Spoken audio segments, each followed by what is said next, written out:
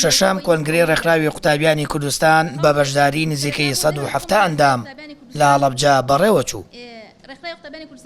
دەستپێکی کۆنگرەی شەشەم مامۆستا عەلی باپیر سەرۆکی کۆمەڵی دادگەری وتارێکی پێشکەش کرد. ژمارەیەک لە ئەندامانی ئەنجومەنی باڵا و سەرکردایەتی کۆمەڵ و ئەندامانی پەرلەمان و سکرتێر و نوێنەری ڕێکخراوە قوتابی و خوێندکارەکانیش ئامادەی کۆنگرەکە بوون. سەرەتا هەموو پلە و پۆستێک لە سکرتێر و کارگەڕانی سکرتارەت و سەرجەم بەرپرسەکان دامەڵرا و هەمووان وەک یەک بوونە ئەندامی ئاسایی کۆنگرەی ڕێکخراوەکە. لە ڕێگەی هەڵبژاردنیشەوە ئەندامانی کۆنگرە سکرتێری ڕێکخراوی قوتابیان بۆ 4 ساڵی ئایندا هەڵبژارد. مامۆستا حەسەن عومەر عەزیز بە دەنگی 87 دەنگی ئەندامانی کۆنگرە بووە سکرتێری نوێی ڕێکخراوی قوتابیانی کوردستان و لە لێدوانێکیدا ئاماژەی بۆدا کار دەکات بۆ بەرەو پێشبردنی ڕێکخراوی قوتابیان لە گشت بوارەکاندا. ئەمە لە کاتێکدایە 3 کەس خۆیان بۆ سکرتێری ڕێکخراوەکە کاندید کردبوو.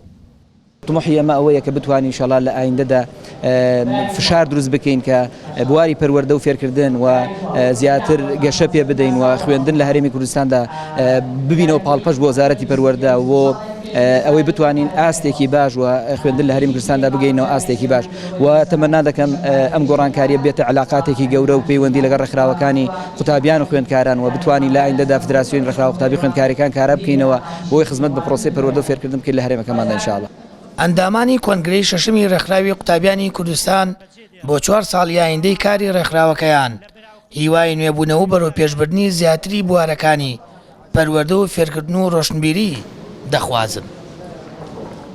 هیواخوازم زیاتر کار بکرێت لە بواری پەروەردەیە و هەروەها لە بواری پێگەیاندنی چاک پێگەیاندنی ئەندامان وەکو کادیرێک وەکو کەسێکی پێشەنگ هەم لە بواری گەشەپێدانی مرۆیە.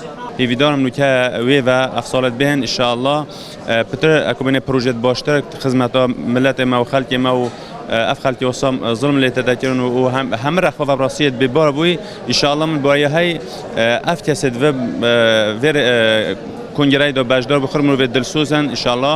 هیوادارین ئەم کۆنگرە بێتە هۆی نێبوونەوەی زیاتری ڕێکخراوی قوتابیان و پەروەردەکردن و پێگەیاندنی جیلێکی داهاتوو لە کادیر و لە ئەندامی ڕێکخراوی قوتابیان کە بتوانن لە داهاتوودا جێدەستیان دیابێت لە ئاڕاستەکردن و بەرەو پێشبردننی کۆمەلگا و ڕێکخراوی قوتابیانی کوردستانیشدا بەو مەدەی کە 4 ساڵی ئایندا بتوانێت گۆڕانکاریەکی گەورە بکات لە بواری کاری ڕێکخراوی قوتابیانی کوردستاندا بەمەستی خزمەتکردنی زیاتری قوتابیانی هەرێمەکەمان زیاتر خزمەت بکەین بە چینی قوتابیان و لاوان بەبێ جیاوازی زیاتر قوتابیان و زیاتر چینی قوتابیان بەرەو پێش بچێ. یەکەم ڕۆژی کۆنگرەی قوتابیان بە سەرکەوتووی کۆتایی هاتوو بڕگە و بەرنامەکان و هەڵبژاردنەکان بە کۆتا گەیشت. بڕیارە بۆ ڕۆژی دووەم کارەکانی کۆنگرە بەردەوام بن و گفتوگۆ لەسەر ستراتیژ و پەیڕۆ و پرۆگرامی 4 ساڵی داهاتووی ڕێکخراوەکە بکرێت. هەر لە ڕۆژی یەکەمی کۆنگرە 4 پاڵێوراو لە کۆی 9 کەس بۆ کارگێڕانی سکرتارەتی ڕێکخراوەکە هەڵبژێردران. سامان فەتاح کەناڵی ئاسمانی پەیام هەڵەبجە.